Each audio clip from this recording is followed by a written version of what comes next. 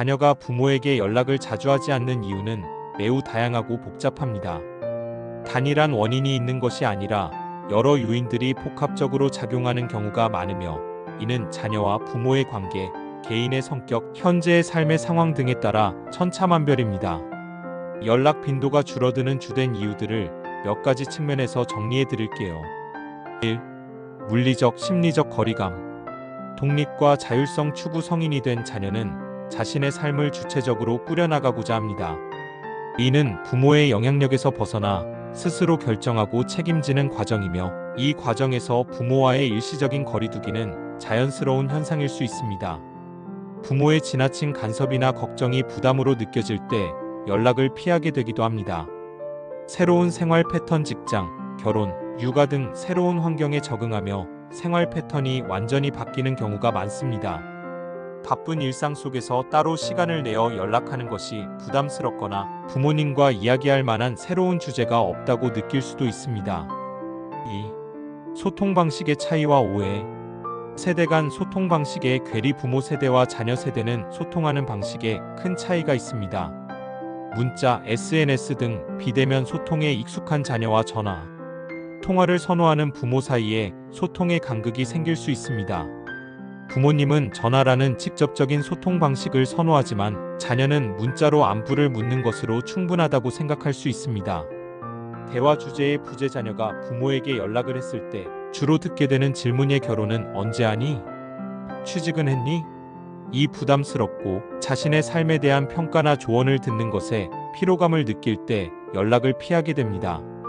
편안하게 일상적인 대화를 나누기보다 조언이나 걱정을 들어야 한다고 느낄 때 연락이 줄어들 수 있습니다. 3. 관계에서 오는 심리적 부담감.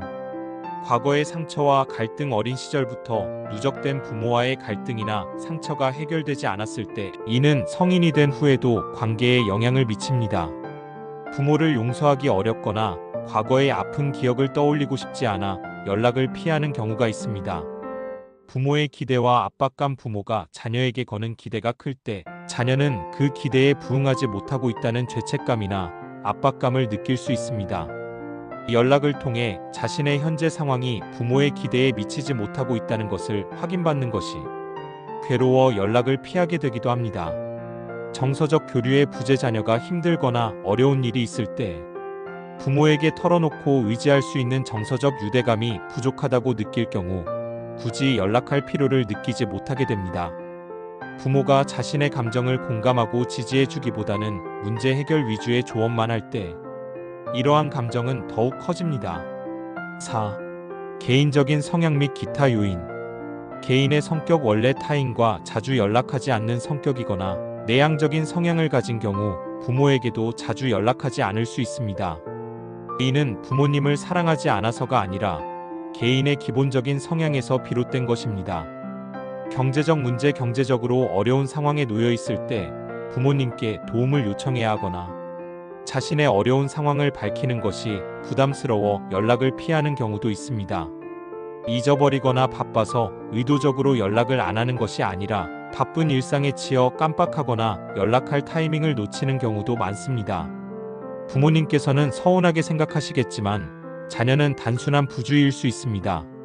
결론적으로 자녀가 부모에게 연락을 자주 하지 않는 것은 단순한 불효의 문제가 아닙니다. 이는 성장과 독립의 과정, 그리고 부모 자녀 관계의 복잡한 역학관계에서 비롯되는 다양한 심리적, 환경적 요인들이 얽혀있는 결과입니다. 부모와 자녀 모두 이러한 점을 이해하고 서로에게 편안한 소통 방식을 찾아가는 노력이 중요합니다.